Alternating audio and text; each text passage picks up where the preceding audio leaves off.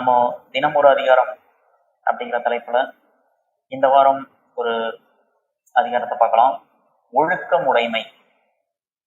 இந்த ஒழுக்கமுடைமை அப்படிங்கிறது திருக்குறள்ல எங்க இருக்கு அப்படின்னா அறத்துப்பால்ல.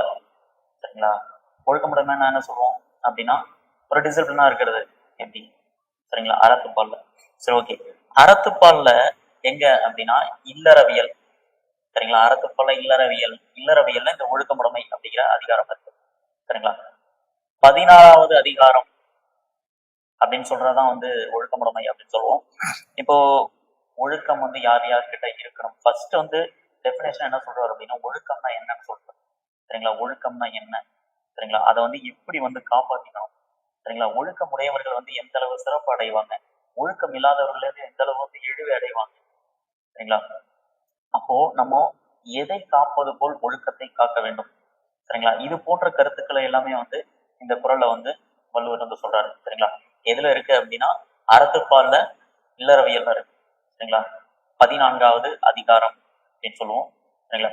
நமக்கு தெரிஞ்ச குறள்ல ரொம்ப எளிமையான குறள் கொண்டு ஒரு 50 குறள் மனப்படமா இருக்கு அப்படின்னா அதுல இந்த குறளும் ஒண்ணு. சரிங்களா? ஓகே, பார்க்கலாமா? ஒழுக்கம் விழுப்பம் தரலான், ஒழுக்கம் உயிரினும் ஓம்பப்படும் அப்படின்னு சொல்றாங்க. அப்படின்னா என்னங்க? விழுப்பம்னா என்ன? இப்ப நம்ம சிலபஸ்ல யூனிட் 6 பார்ப்பீங்க. திருக்குறள் அப்படின்னு இருக்கு. அன்றாட வாழ்வியலோட திருக்குறள், திருக்குறளும் மாறாத விழுமியங்களும். சரிங்களா? விழுமியம் இருக்கு இல்லையா? எத்தனை பேருக்கு விழுமியம்னா என்னன்னு தெரியும்? விழுமியம்னா என்னன்னு தெரியுமா? விழுமியம் திருக்குறளும் மாறாத விழுமியங்களும். நிறைய பேர் படிக்கும்போது நினைச்சிருப்போம், திருக்குறளும் மாறாத விழுமியங்களுமா, என்ன சொல்ல வராங்க? விழுமியம்னா என்ன? விழுமியம்னா என்னன்னே தெரியாம இருப்பாங்க. விழுமியம்னா ஒண்ணும் இல்லைங்க, விழுப்பத்தை தான் விழுமியம். விழுப்பம்னா என்ன தெரியுமா? சிறப்பு.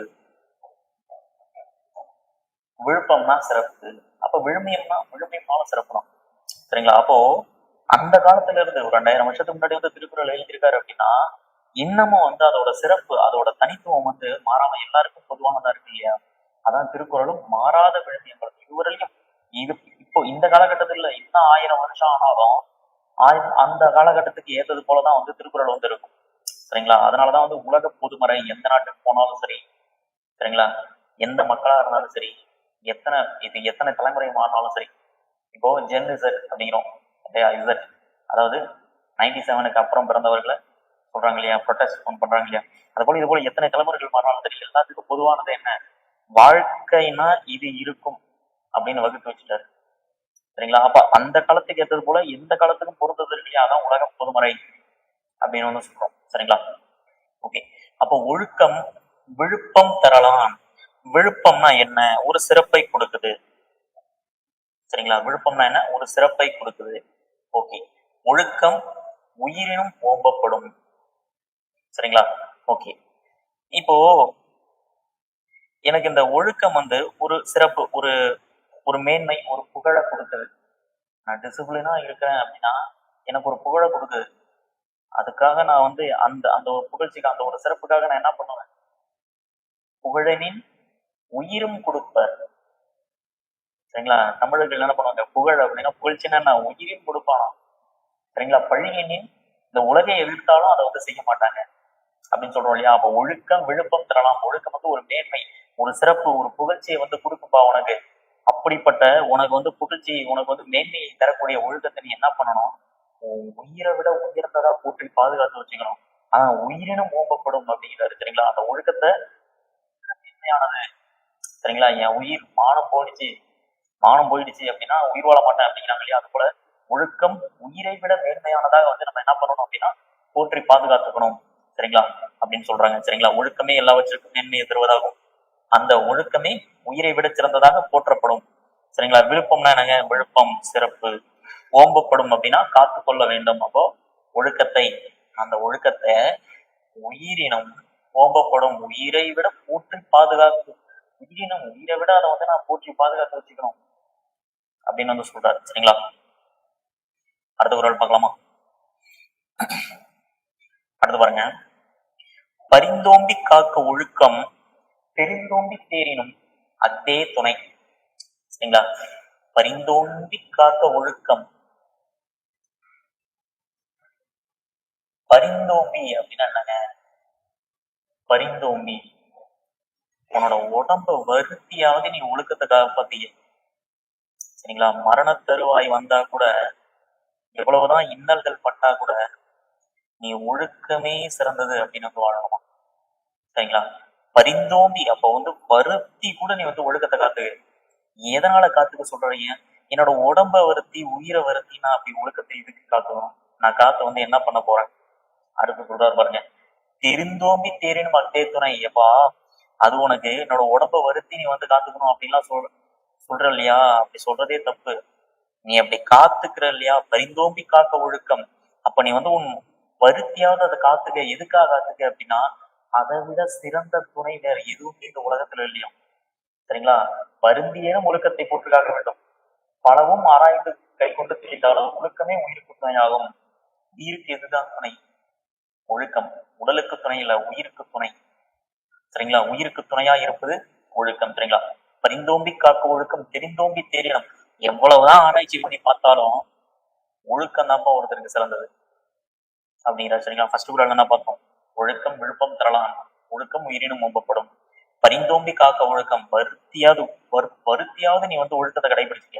எந்த சூழ்நிலையும் உலகத்தை தெரிந்தோம்பி ஒழுக்கம் தான் உனக்கு துணையாக இருக்கும். வேற எதுவும் துணையாக இருக்காது அப்படின்னு சொல்றாரு. சரிங்களா? அது ஒரு சொல்லலாம். அடுத்து 133வது குரல். ஒழுக்கம் உடைமை குடிமை.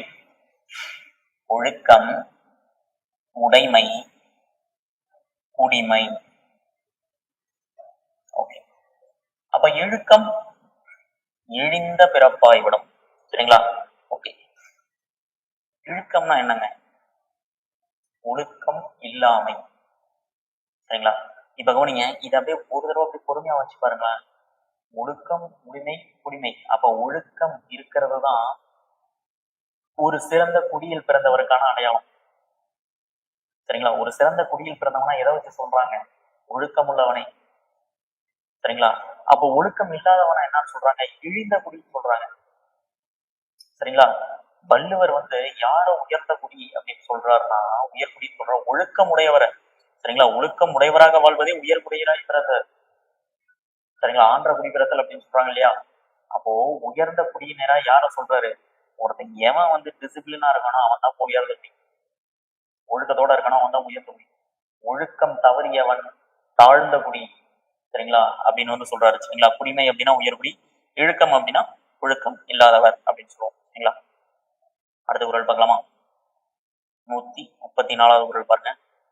ஒரு அருமையான குரல். மரப்பினும் மோத்துக் கொள்ளலாகும். மரப்பினும் மோத்துக் கொள்ளலாகும். பார்ப்பான் பிறப்பொழுக்கம் குன்றக் கெடும். ஒண்ணும் இல்லைங்க, நான் வந்து ஒரு புக்கை படிக்கிறேன். சரிங்களா? ஒரு புக்கை வந்து படிக்கிறேன், மறந்துட்டேங்க. சரிங்களா? அந்த அந்த கண்டென்ட் வந்து எனக்கு மறந்துடுச்சு. மறந்துட்டு என்ன பண்றது? இப்போ வந்து ஒரு சப்ஜெக்ட், இப்போ உதாரணத்துக்கு தமிழே படிக்கிறேன்னா வைங்களேன், எனக்கு வந்து மறந்துடுச்சு, திருக்குறள் மறந்து போச்சு. நான் திரும்ப என்ன பண்ணிக்கலாம்? திரும்ப படிச்சு மனப்பாடம் பண்ணிக்கலாம். சரிங்களா? அதை மறப்பினும் மோத்துக்குழலாகும். மறந்தாலும் திரும்ப அதை நீ கத்துக்கலாம். சரிங்களா? நான் ஒழுக்கம் ஒரு தடவை கெட்டுடுச்சுன்னா திரும்ப அதை போயிட்டு வாங்க முடியுமா?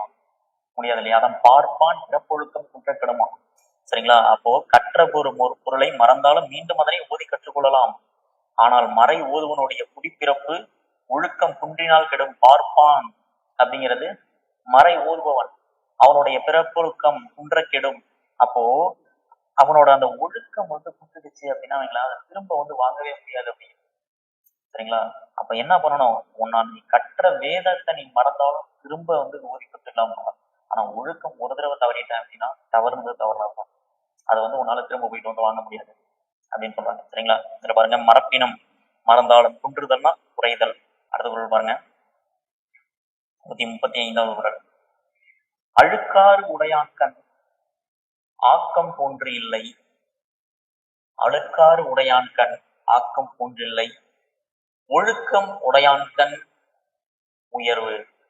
ஓகே. அழுக்காறு உடையான்கண் ஆக்கம் போன்று இல்லை, ஒழுக்கம் இலான்கண் உயர்வு. இப்போ அழுக்காறுன்னா என்னங்க?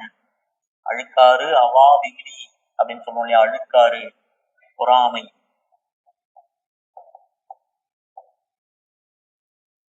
ஓகே. ஆக்கம் செல்வம். இங்க ஏன் கண்ணுன்னு சொல்றாங்க? ஏன் கண்ணுன்னு சொல்றாங்க? கண்ணுன்னா என்ன? நம்ம உடம்புல இருக்கிற கண்ணா? வேற்றுமை படிக்கிறோம் இல்லையா? 2, 3, 4, 5, 6, 7 அப்படின்னு படிக்கிறோம் இல்லையா? சரிங்களா? அப்ப 7ஆம் வேற்றுமை என்ன ஆகுது? இந்த பொருளின் காலப்பொருள்ல வரக்கூடியது 7ஆம் வேற்றுமை இல்லையா? அழுக்காறு உடையவன், அழுக்காறு உடையவன் இடத்தில், அழுக்காறு பொறாமை உள்ள இடத்தில் செல்வம் வந்து சேருமா அப்படின்னா செல்வம் சேராது. சொல்லுவோம் இல்லையா? அப்படின்னு சொல்றோம் இல்லையா? ஒருத்தன் நிலைக்கு வரணும் அப்படின்னா அவனை பார்த்து நம்ம சந்தோஷப்படுறோம் அப்படின்னா நம்மளும் அந்த நிலையை போயிட்டு அடையலாம். படுறோம் அப்படின்னா அந்த நிலையை நம்ம கனவுல கூட நினைக்க முடியாது அப்படின்னா அட்ராக்ஷன். அதனாலதான் இந்த ஒருத்தனை திட்டினா கூட, ஏன்னா ஒருத்தன் திட்டுறாங்க, ஒவ்வொரு சொல்லுக்கும் ஒவ்வொரு சக்தி இருக்கு அப்படின்னு சொல்லுவாங்க. ஒருத்தனை திட்டினா கூட நான் காதுல வாங்கிட்டாங்க போகணுமா? ஏன் இப்படி போகணுமா?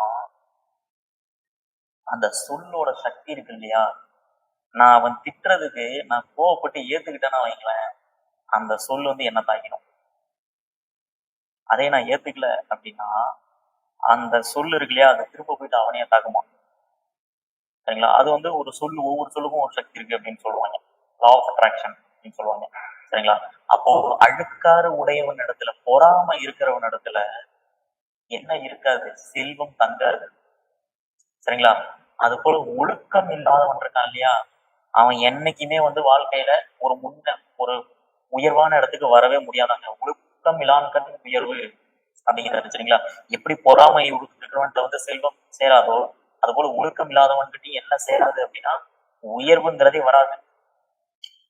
சரிங்களா? நம்ம அதனாலதான் ஒரு ஒரு காம்படிட்டிவ் எக்ஸாம் படிக்கிறோம் அப்படின்னா ஒரு டிசிப்ளின், நமக்குள்ள ஒரு டிசிப்ளின். சரிங்களா? அதை வச்சுட்டு நம்ம வந்து ஃபோக்கஸ் பண்ணணும். சரிங்களா? அது போல யார் மீதையும் நம்மளோட ஃபோக்கஸ் வந்து தெளிவா இருக்கணும். சரிங்களா? ஓகே.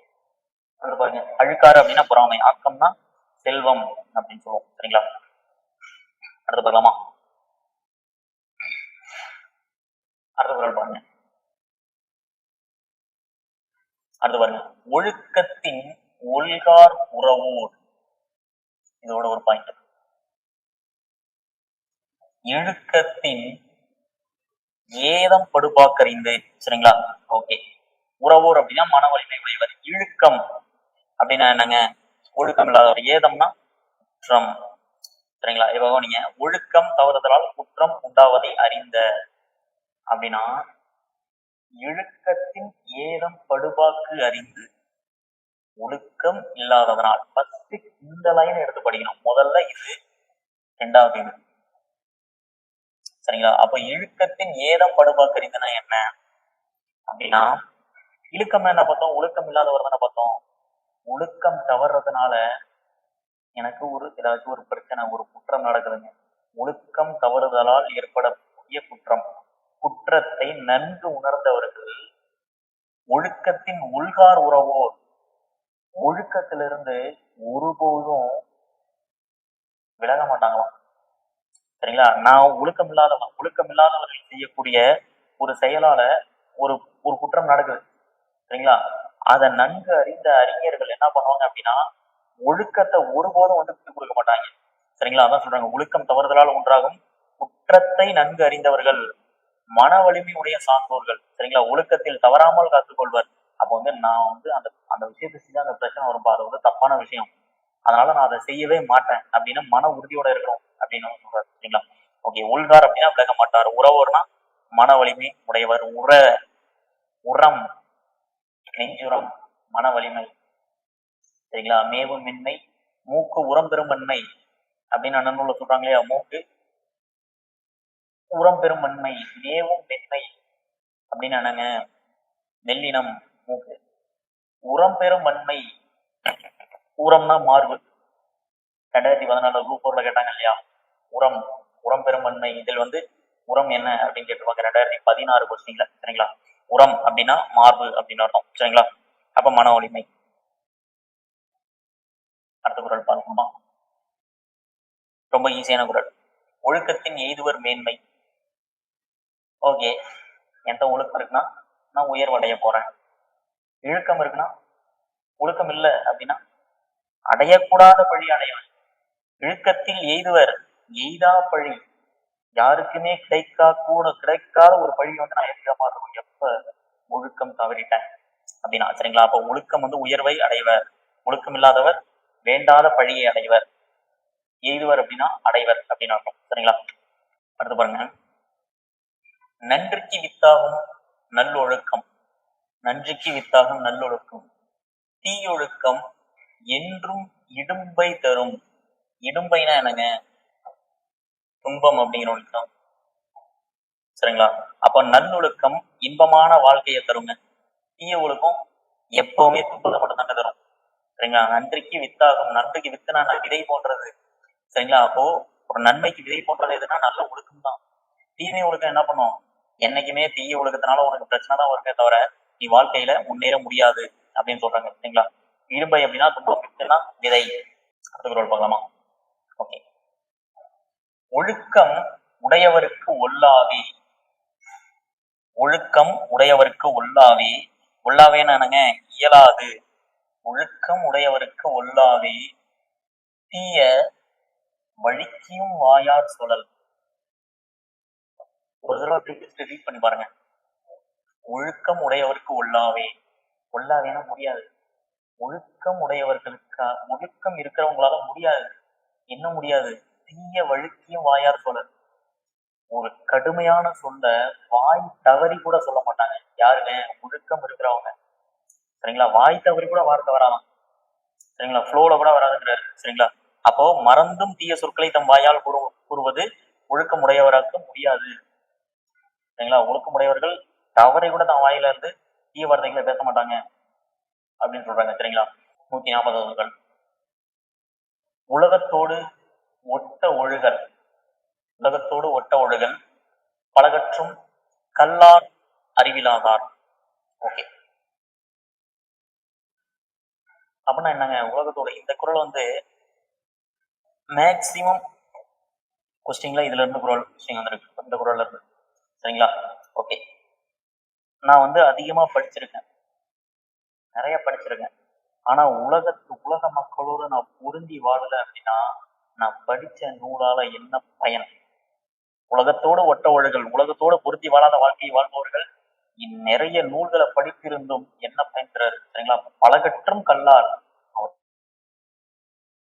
அவங்க படிக்கல, பலகற்றும் கல்லார் மட்டும் இல்ல அறிவு இல்லாதவன்னு சொல்றாரு. சரிங்களா, உலகத்தை உயர்ந்தவரோடு பொருந்தி ஒழுகும் வாழ்க்கை முறையை கற்காதவர், பல நூல்களை கற்றிருந்த போதிலும் அறிவில்லாதவரே. சரிங்களா, உலகத்தோடு ஒட்ட ஒழுகல். அவன் வந்து உலகத்தோடு வந்து பொருந்தி வாழாதவங்களோட வாழ்க்கை, அவன் என்னதான் படிச்சிருந்தாலும் அவன் வந்து அறிவில்லாதவன். பல நூல்களை கற்றிருந்தாலும் அவன் வந்து அறிவில்லாதவன் அப்படின்னு தான் சொல்றாரு. சரிங்களா, உலகத்தோடு, உலகம் அப்படின்னா அங்க உயர்ந்தோர் அப்படிங்க, ஒட்டனா பொருந்த, ஒழுகல்னா நடத்தல் வாழ் அப்படின்னு சொல்லுவோம். சரிங்களா, தொழில் பேர்ல வருது. சரிங்களா, ஓகே, அடுத்து இதுல இருந்து ப்ரீவியஸ் இயர் கொஸ்டின்ஸ் என்னென்ன கேட்டிருக்காங்க அப்படின்னு ஒரு தடவை பார்ப்போம். ஃபர்ஸ்ட் கொஸ்டின் பாருங்க. பட்டியல் 1 உள்ள சொற்களை பட்டியல் 2 உள்ள சொற்களோடு பொருத்தி கொடுக்கப்பட்டுள்ள குறியீடுகளை சரியான விடையை பெறுக. ஒழுக்கத்தின் எய்துவர் என்னங்க வரும், ஒழுக்கத்தின் எய்துவர். ஓகே, இழுக்கத்தின் எய்துவர் பொறாமை உடையவரின் ஒழுக்கம் இல்லாதவர்கள். இது எப்படி பாருங்க,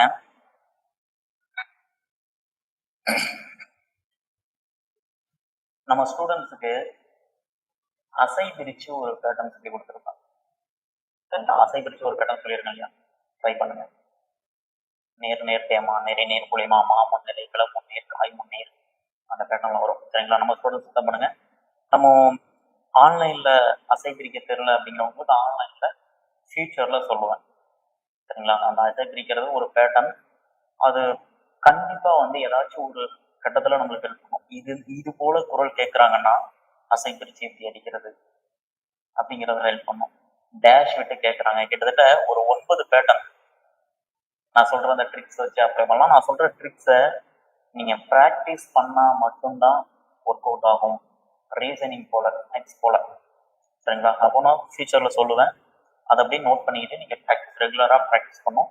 எவ்வளவு டஃபா கேட்டாலும் நம்ம வந்து அடிச்சிடலாம், சரிங்களா? ஓகே. ஒழுக்கத்தின் எய்துவர் மேன்மை, இழுக்கத்தின் எய்துவர் எய்தா புள்ளி. பொறாமை உடையவரிடத்துல செல்வம் நிலைக்காது, ஒழுக்கம் இல்லாத இடத்துல உயர்வு இருக்காது, சரிங்களா? 2, 4, 1, 3. ஏற்கனவே அசை பிடிக்க சொல்லியிருப்பேன். அப்போ 3வது வரிக்குள் கேட்குறாங்க, சரிங்களா? ஓகே, ட்ரை பண்ணி ஆன்சர் பண்ணுங்க. அடுத்து பாருங்க, அழுக்காறு உடையான்கண் ஆக்கம் போன்றில்லை. இதில் அழுக்காறுனா என்னன்னு கேட்கறாங்க, சரிங்களா? அழுக்காறுனா என்ன ஏற்கனவே பார்த்திருப்போம், பொறாமை அப்படின்னு பார்த்துருவோம், சரிங்களா? அழுக்காறுனா பொறாமை. யூனிட் 6ல கேட்ட கொஸ்டின். அடுத்து பாருங்க, பலகற்றும் அறிவிலாதார் என வள்ளுவர் யாரை சொல்லுகிறார்?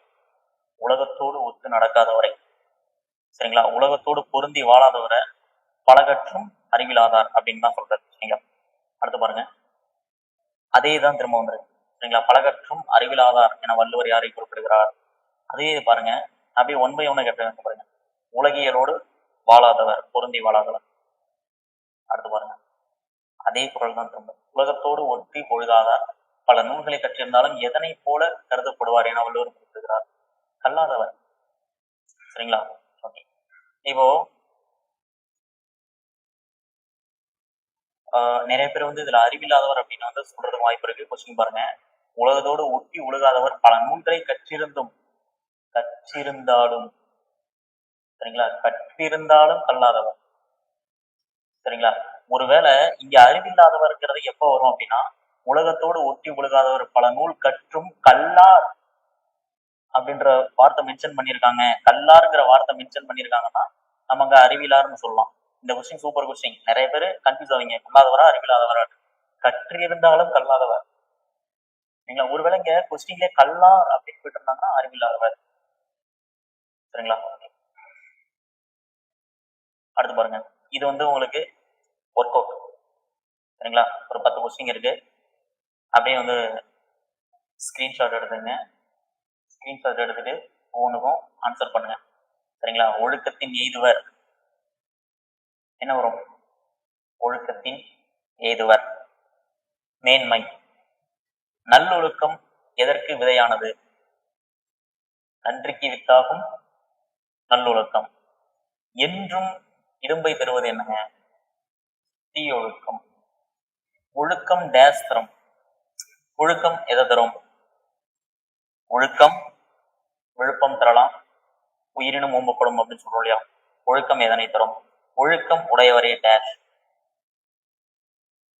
டேஷ் இழந்த பிரிப்பாகிவிடும். டேஷ் குறைந்தால் குடிப்பிறப்பின் சிறப்பு அழிந்துவிடும். அழுக்காறு உடையான்கண் டேஷ் போன்றில்லை. அடுத்து, அழுக்காறு உடையான்கண் டேஷ் நிலைக்காது. உயர்வு யாரிடம் இருக்கும்? இழுக்கத்தின் எய்துவர் டேஷ். இந்த கொஸ்டின் அதிகம் ஆன்சர் வந்து ட்ரை பண்ணுங்க. கீழே ஒன்றும் வந்து ஆன்சர் வந்து எழுதுங்க, நான் கமெண்ட் பண்ணுங்க, நான் வந்து பண்றேன், சரிங்களா? அடுத்த வாரம் ஒரு அதிகாரத்துல இருந்து பார்க்கலாம், சரிங்களா? இந்த திருக்குறள் வந்து எந்த அளவு முக்கியம் அப்படின்னா, இதுல இருக்கக்கூடிய வார்த்தைகளை நம்ம மரபுத்தோட அளவுக்கு கொண்டு போறாங்க. இப்போ குரூப் 4ல பார்த்துக்கிட்டோம் அப்படின்னா, கூடா ஒழுக்கத்துல ஒன்று கேட்டிருப்பாங்க, புல் சிமிழ்க்கும் அப்படின்னு கேட்டாங்க இல்லையா? புல் சிமிழ்க்கும், நிறைய பேர் புல் நரலும் அப்படின்னு நிறைய வந்து கான்ட்ரவர்சியா சொல்லிட்டு இருந்தாங்க. அது திருக்குறள் இருந்து கேட்ட கொஸ்டின், சரிங்களா? புல் சிமிழ் கற்று, கூட ஒழுக்கத்துல திருக்குறள் இருந்து கேட்ட கொஸ்டின், புல் சிமிழ் கற்று அப்படின்ட்டு, சரிங்களா? அப்ப யூடியூப்ல எதோ சொல்லிட்டு போங்க, நம்ம சிலபஸை கரெக்டா படிச்சோம் அப்படின்னா, புல் சிமிழ் கற்று அப்படின்னு வந்து கூட உலகத்துல ஒரு குறள் வருது, அதுல இருந்து கேட்ட கொஸ்டின் ஆச்சு இது அப்படிங்கிறத ஞாபகம், சரிங்களா? யூடியூப்ல தொல்காப்பியத்துல இருந்து கேட்டது, குறுந்தொகையில இருந்து கேட்டது அப்படி எதோ சொல்லுவாங்க, அதை எதுவுமே கன்சிடர் பண்ணாருங்க, சரிங்களா? நம்ம சிலபஸ்ல வந்து திருக்குறள் இருந்து கேட்டாங்க, திருக்குறள் இருந்து கேட்ட கொஸ்டின், சரிங்களா? அதனாலதான் ஒரு எக்ஸாம் எழுதிட்டீங்க அப்படின்னா ஒரு வாரத்துக்கு ரிலாக்ஸாக இருங்க. ஆன்சர் கீழே செக் பண்ணுங்க. சரிங்களா? ஓகே. அடுத்த வாரம் இன்னொரு குரல்ல இருந்து உங்களை பார்க்குறேன். இதுவரையிலையும் நம்மளுக்கு பேசிக்ஸாக தெரிஞ்ச ஒரு 6 அதிகாரம் நம்மளுக்கு வந்து ஈஸியாக தெரிஞ்சிச்சு. அடுத்ததுல இருந்து கொஞ்சம் கஷ்டமானது. ஒரு வாரத்துக்கு இப்போ கூடா ஒழுக்கம் எடுத்துக்கலாமே. அடுத்த வாரத்துல இருந்து கொஞ்சம் கூடா ஒழுக்கம் இது போல ஒவ்வொரு அதிகாரமாக பண்ணலாம். சரிங்களா? ஓகே. தேங்க்யூ.